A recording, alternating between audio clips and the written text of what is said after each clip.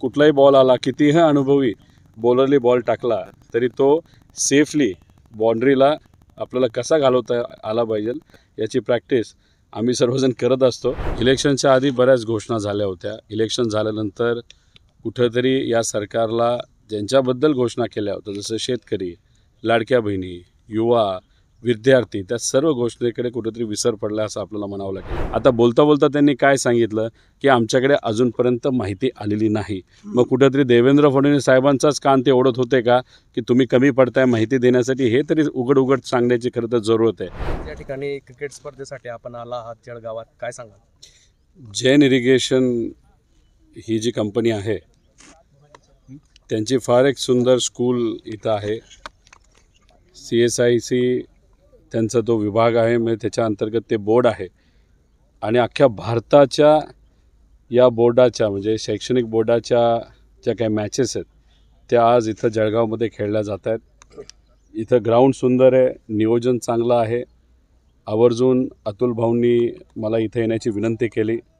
Maharashtra cricket association क्रिकेटमध्ये खूप मोठ्या प्रमाणात काम करत असल्यामुळे आणि हे काम मी अध्यक्ष म्हणून करत असल्यामुळे अनेक असे अपेक्स बॉडीचे मेंबर आहेत जे आम्हाला सहकार्य करत असतात. त्यात अतुल शेठचं नाव येतं. म्हणून आवर्जून इथं मी आलो. मॅचेस मी बघितलेल्या आहेत. खूप चांगलं नियोजन आहे आणि योगायोग आज मी इथे आलो आणि महाराष्ट्र विरुद्ध उत्तराखंड अशी ती मॅच होती ज्याच्यामध्ये महाराष्ट्र जिंकलेला आहे. त्यामुळे त्यांचं मी अभिनंदन केलं. पण सुरुवात आजपासून झाली, त्यामुळे चांगलं टुर्नामेंट इथं ऑर्गनाईज केली गेली. दादा, मैदानात चौफेर फटकेबाजी आपण या ठिकाणी केलेली आहे. आता राजकारणात आल्यानंतर गुगली असो, पेस बॉलिंग असो, नाहीतर कुठलेही स्पिन असो, तो खेळावाच लागतो. कसा काय ना. आणि फक्त काळजी एवढीच घेतली पाहिजे की खूप वेडावाकडा नाही तर गावठी शॉट मारायला नको, ज्याला आपण म्हणतो खालच्या लेवलला वक्तव्य करणं.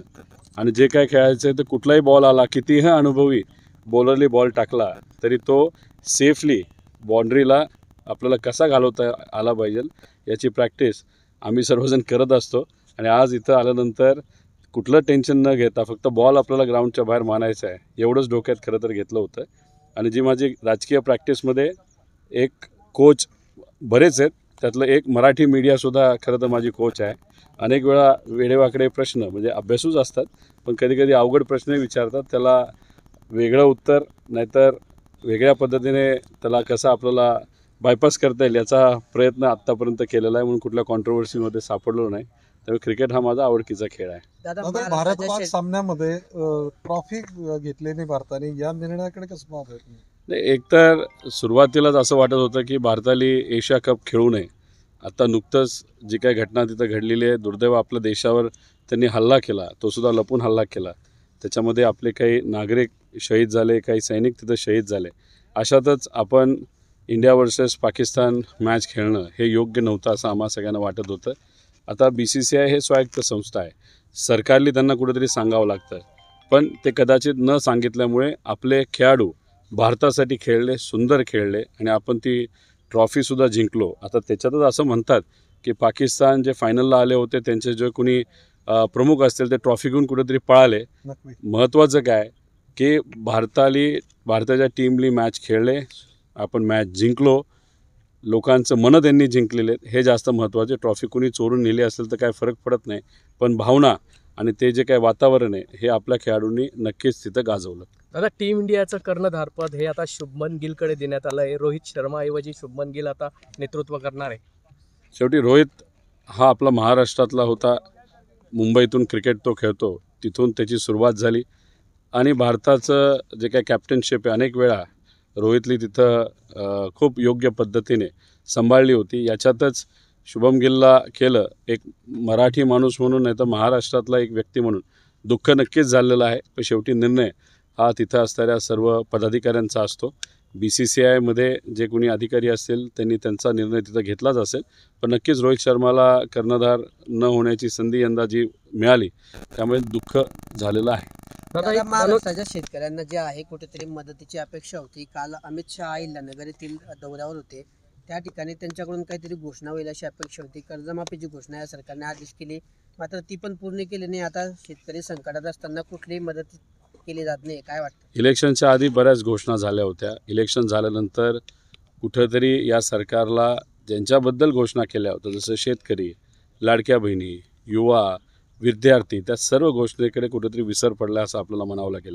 काल अपेक्षा होती की अमित शहा साहेब हे आपल्या महाराष्ट्रामध्ये आले होते आणि असं नाही की खूप महिन्यानंतर आले होते. 10 दिवसापूर्वी ते मुंबईत आले होते आणि नंतर लगेचच अहिल्यानगरमध्ये त्यांचा तिथं कार्यक्रम होता. अपेक्षा होती की ते बोलता बोलता तिथं भाषण करतील की एवढी मदत आम्ही म्हणजे 10,000 कोटी आम्ही महाराष्ट्राला तिथं देत आहोत. आणि गुजरातला 2022ला जेव्हा चक्रीवादळ आलं होतं तेव्हा महाराष्ट्रातसुद्धा आलं होतं. पण गुजरातला पंतप्रधान साहेबांना थोडासा वेळ मिळाला होता. गुजरातचा फेरा त्यांनी केला, विमानातून फिरले, महाराष्ट्रात येऊ शकले नव्हते. पण फिरल्यानंतर मग त्यांनी 1,000 कोटी रुपये ॲडव्हान्समध्ये 10 दिवसात गुजरातला दिले होते. आपलं राज्य गेले अनेक दिवस 60 लाख हेक्टर पाण्याखाली आहे. पण देशाकडनं अजूनपर्यंत आपल्या महाराष्ट्रासाठी कुठेही तिथं घोषणा झाली नाही. हे दुर्दैव आहे. आता बोलता बोलता त्यांनी काय सांगितलं की आमच्याकडे अजूनपर्यंत माहिती आलेली नाही. मग कुठेतरी देवेंद्र फडणवीस साहेबांचाच कान ते ओढत होते का की तुम्ही कमी पडताय माहिती देण्यासाठी? हे तरी उघड सांगण्याची खरं तर जरूरत आहे. बेसिक एस्टिमेट हा आपल्याला केंद्राला पाठवावा लागतो. तो दुर्दैवाने अजूनपर्यंत पाठवलेला नाही. आणि अजून एक गोष्ट जेव्हा आम्ही खोलात जाऊन बघायला गेलो हेही आहे की जिल्ह्या लेवलची माहितीसुद्धा अजूनपर्यंत मंत्रालयात पोहोचली नाही. मग कुठेतरी निवांत कारभार हे सरकार तिथं करतं आहे का स्थानिक स्वराज्य संस्थेची जी इलेक्शन आहे त्यासाठी हे थांबलेत हे मात्र तिथं आपल्याला कळत नाही.